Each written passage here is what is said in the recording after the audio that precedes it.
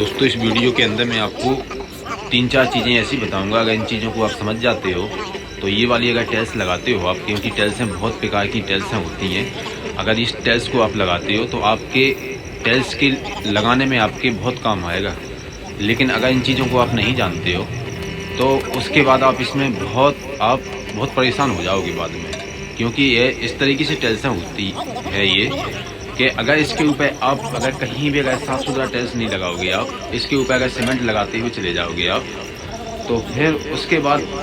आप जल्दी से इसको साफ़ नहीं करोगे ना, कितने घंटे के अंदर करना है, तो उसके बाद आप बहुत मुश्किल हो जाएगा टाइल्स को साफ़ करना। इसलिए ये बात समझ लेना, अगर ये इस तरीके से डिज़ाइन में आप टाइल्स लगाते हो और प्लेन टाइल्स नहीं है, ऊपर नीचे टाइल्स है, खुरदरा टाइल्स है, तो कोशिश करें कि जब मिस्त्री इस टाइल्स को लगाएगा तो कोशिश करेगा कि टाइल्स के अंदर ही मसाला आना चाहिए, उसके हाथ साफ सुथरे होना चाहिए, और कोशिश करें कि टाइल्स के ऊपर उतना मसाला नहीं आए ताकि साफ़ करने में आसानी हो जाए। और आपको जितना भी टाइल्स लगाना है, 4-5 घंटे जितना भी आपको टाइल्स लगाना है, 4 घंटे 5 घंटे, आपको अगर 300-400 फुट लगाना है, जैसे आपको पूरा दिन भी लगेगा उस जगह पे, और कल भी लगेगा, परसों भी लगेगा,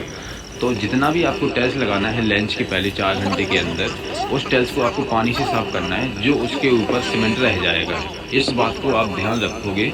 तो आप इस टाइल्स के अंदर बाद में परेशान नहीं होगे, क्योंकि बहुत सारी टाइल्सें आती हैं, टाइल्सें बहुत प्रकार की होती हैं।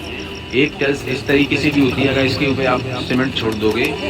तो कल भी साफ़ कर सकते हैं। और एक सबसे बड़ी बात ये भी है कि आप चाहे कितना ही महंगा टाइल्स ला दीजिए, कोई ना कोई टाइल्स ऐसा होता है कि उसके बराबर कोना नहीं होते हैं,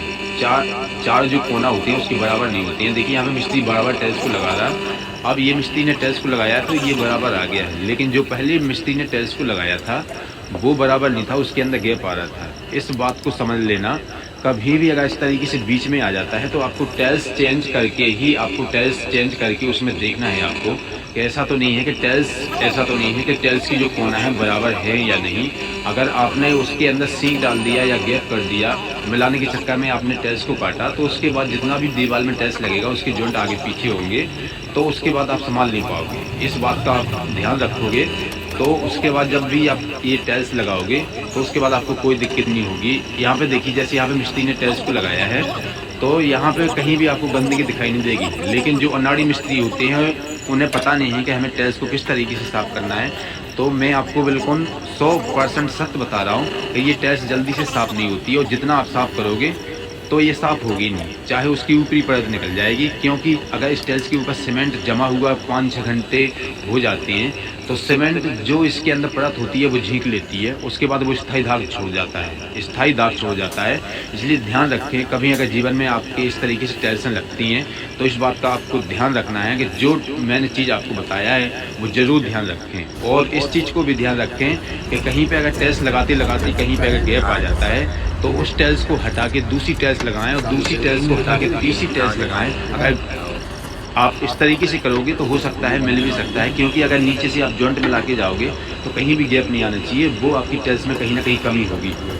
इसमें गैप है, टाइल्स में कहीं ना कहीं कमी होगी। लेकिन अगर आप जॉइंट मिला के चलते हो ना तो उसके बाद आप सही चाल में जा रहे हो। इसके अंदर मैं आपको मेन बात यही बताने वाला था, कभी अगर इस जीवन में अगर इस तरीके से डिजाइन में अगर टाइल्स लगाते हो आप, रफ टाइल्सें होती हैं, प्लेन टाइल्स नहीं होती है, तो इस बात का जरूर ध्यान रखना। अगर इस बात को आप ध्यान रखोगे ना तो उसके बाद मैं आपको बता रहा हूँ कि आप इस टाइल्स का सही तरीका से काम कर पाओगे। और इस टाइल्स के अंदर एक बात, मेन बात ये भी है, अगर आप टाइल्स का काम करते हो ना तो इसके बाद कभी बताऊंगा क्या बात है, वो बहुत मेन बात है वो।